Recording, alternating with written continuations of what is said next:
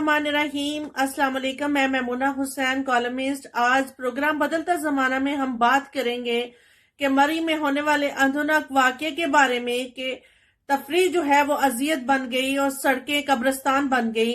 और टीएलपी की तरफ से आज हमारे साथ इस प्रोग्राम में मौजूद होंगे इलामा फ़ारूकुल हसन साहब।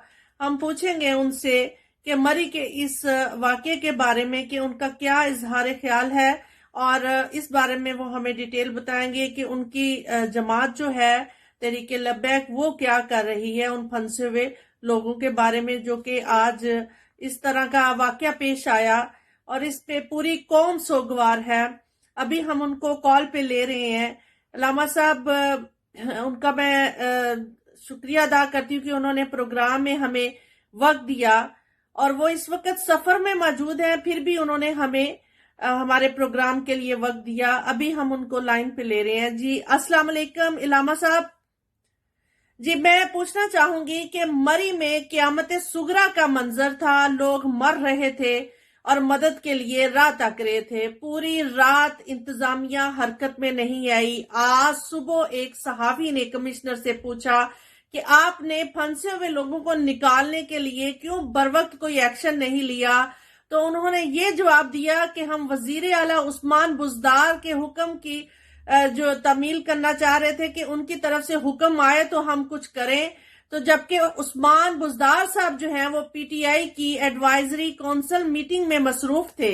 इस बारे में आप क्या कहेंगे?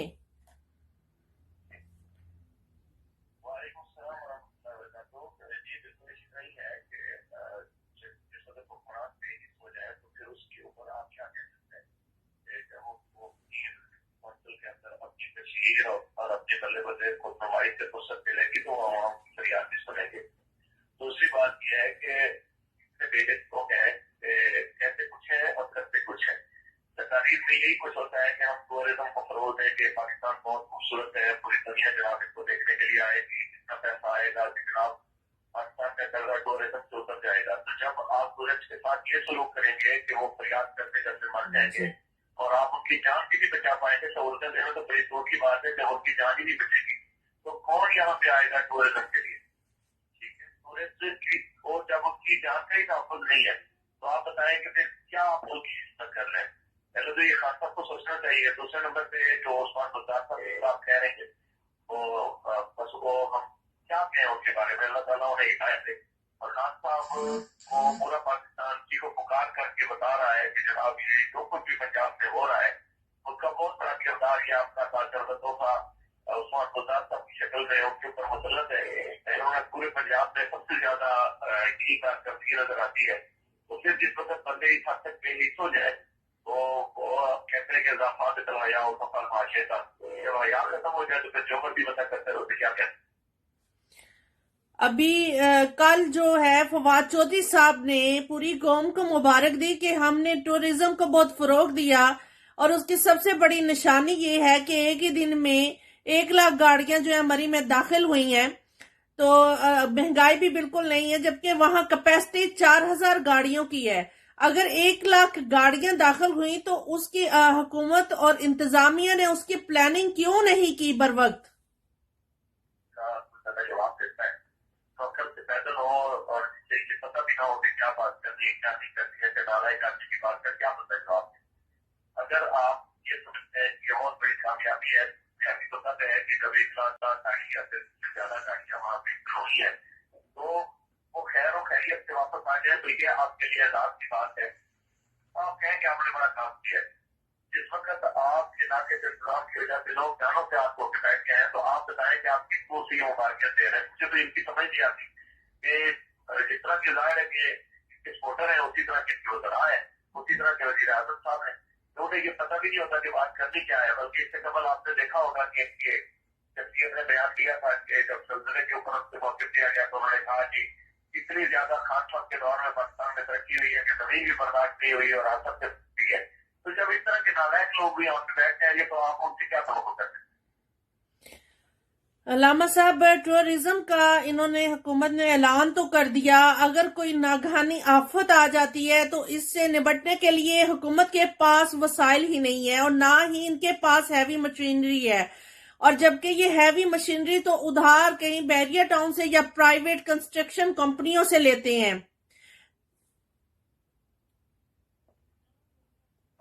اس کا بات چلے تو یہ کوئی اور بہانا بتا کے بھی آپ کو پتہ خاص طور سے پہلے کہا تھا کہ مجھے فنڈ ریزنگ کا بڑا تجربہ ہے. فنڈ ریزنگ برانچ میں کچھ نہیں ہوتا جسے ہماری زبان میں کہیں کہ مجھے بیچ مارکنے کا بڑا تجربہ ہے. تو اگر ان کا بات چلے تو یہ اور بھی بندے بنا کے تو اسی طرح پڑھنے کا ایک بہانا بنا رہے تاکہ لوگوں سے مانتے رہیں دنیا مرتی رہے یہ مست رہے. تو میں یہی کہوں گا کہ ان لوگوں کو خدا کا خوف کرنا چاہیے خاص طور پہ ایسے ماحول میں اپنے آفت زیادہ قرار دے دیا ہے تو اس کے لیے اپنے تمام وسائل کو بروئے کار لائیے. آپ جو پیسہ لوگوں کے ایمان زمین خریدنے کے لیے ووٹ خریدنے کے لیے اور اعتماد کا ووٹ لینے کے لیے لوگوں کے ایمان خریدنے کے لیے جو خرچ کرتے ہیں اس کا آدھا پیسہ بھی اگر آپ پاکستان کی اصلاح و بہبود بتاتے تو مدد کا اتنا لوگ بیان و مددگار ہمارے تھے. جی میں علامہ صاحب پوچھنا چاہوں گی کہ ٹی ایل پی کی طرف سے مرکزی قیادت کی طرف سے ان پھنسے ہوئے لوگوں کی مدد کے لیے کوئی پہنچا ہے اور ٹی ایل پی کے کارکنان جو ریسکیو میں سرگرمیوں میں حصہ لے رہے ہیں تو وہ کس قسم کی کس طرح ان کی مدد کر رہے ہیں تھوڑا اس بارے میں تھوڑا سا بتا دیں. دیکھیے جی ہمارے جو قائم مقام امیر ہیں ہمارے جو نائب امیر ہیں سید زیر الحسن تو وہ بھی وہاں پہ پہنچے ہیں اقدامات کا جائزہ لینے کے لیے. ہمارے وہاں پہ مقامی ذمہ داران کے جو ذمہ داران ہیں وہ بھی پہنچے ہیں اور اس کے علاوہ وہاں پہ جو خاص طور پہ مسجد کے ہمارے ذمہ داران ہیں یا امام و خطیب ہے وہ بھی اپنے طور پہ انہوں نے باقاعدہ طور پہ اعلان کیا ہے کہ جن لوگوں کو رہنے کے لیے جگہ نہیں ہے تو وہ مسجد میں تشریف لے آئیں جہاں پہ بیٹھے ان کی ہم جتنی ہو سکتی ہے خدمت کریں گے. تو یہاں پہ میں ایک سوال گورنمنٹ کے ساتھ ساتھ چیف جسٹس صاحب کو بھی کہوں گا کہ یہ مساجد ہی ہیں جو مشکل وقت میں لوگوں کی مدد کے کام آتی ہے. جہاں پہ آج بڑی بڑی ہوٹلس اور بڑی بڑی جگہوں کے دروازے بند ہو چکے ہیں تو خدا کا گھر ہی ہے جہاں سے لوگوں کو امن اور عافیت مل رہا ہے.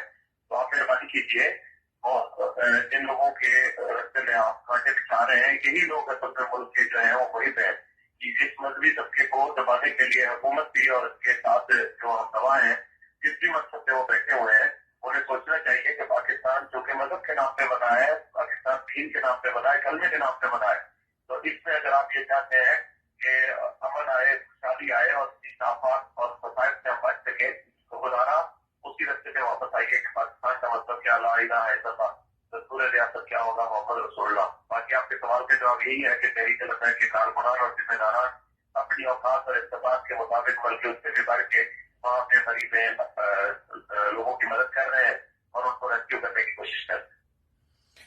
جی علامہ صاحب آخر میں آپ سے پوچھوں گی کہ آپ حکومت کو اپنے ٹی ایل پی کی طرف سے کیا پیغام دینا چاہیں گے؟